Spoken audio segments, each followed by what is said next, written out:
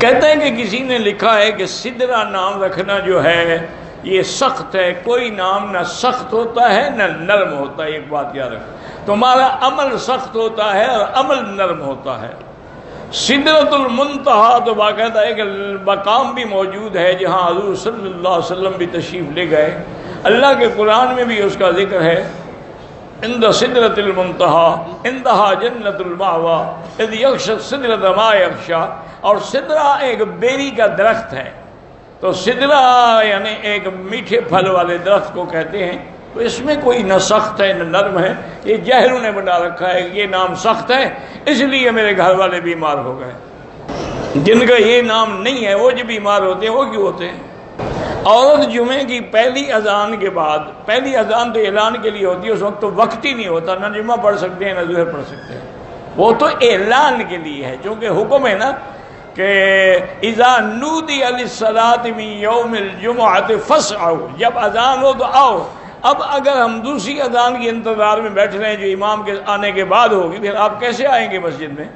وہ تو پھر آپ آ ہی نہیں سکتے۔ بدر البیع پھر بیع شرا کب چھوڑیں گے؟ جب امام خطبہ شروع کر دے گا۔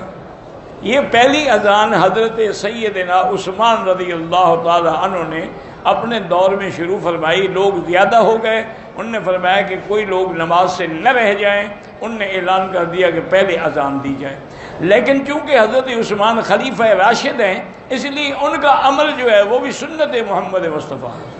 علیکم سنتی و سنت الخلفاء الراشدین المہدیین تمسکوا بہا وعضوا علیہا بالنواجذ۔ یہ جو آج کل لوگ کہہ دیتے ہیں نعوذ باللہ بدعت ہے، اللہ کے فرمان کے اور حضور کے فرمان کا انکار ہے۔ حضور فرماتے ہیں میری سنت اور میرے خلفاء کی سنت، آپ کہتے ہیں بدعت ہے۔ خدا کا خوف کریں، کبھی عمر کو بدعتی کہتے ہو، کبھی عثمان کو بدعتی کہتے ہو، اللہ ہدایت دے، اور کیا کہہ سکتے ہیں۔ کہتے ہیں کہ نکاح کے اندر ایجاب قبول کے وقت 3 دفعہ قبول قبول قبول کہنا ضروری ہے، یا دل میں صرف نیت ہو، دل کی نیت سے نکاح نہیں ہوتا، دل میں نیت ہے، کسی کو کیا پتا کس کی نیت کی تم نے، اس لڑکی کی ہوئی ہے کسی اور کی ہوئی ہے،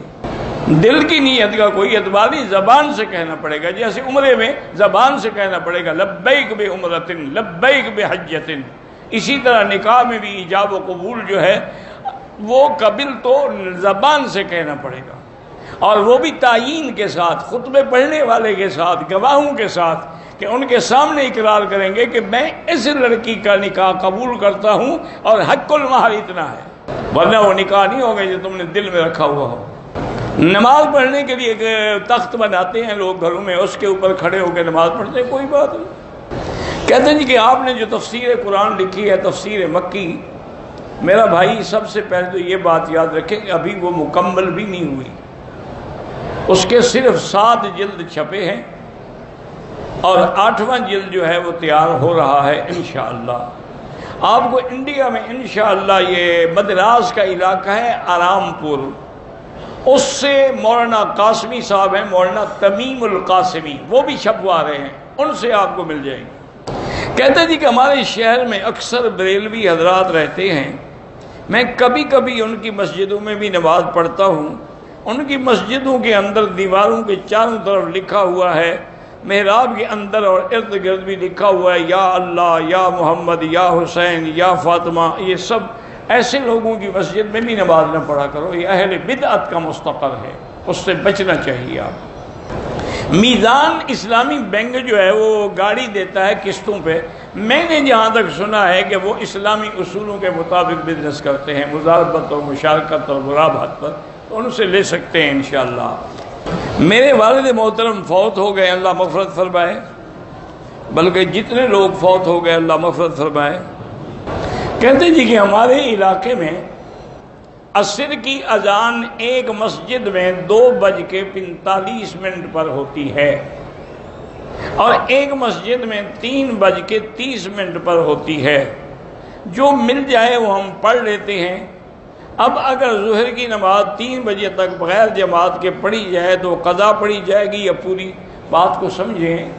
کہ ہر نماز کا ایک اول وقت ہے اور ایک آخر وقت ہے۔ سرکار دو عالم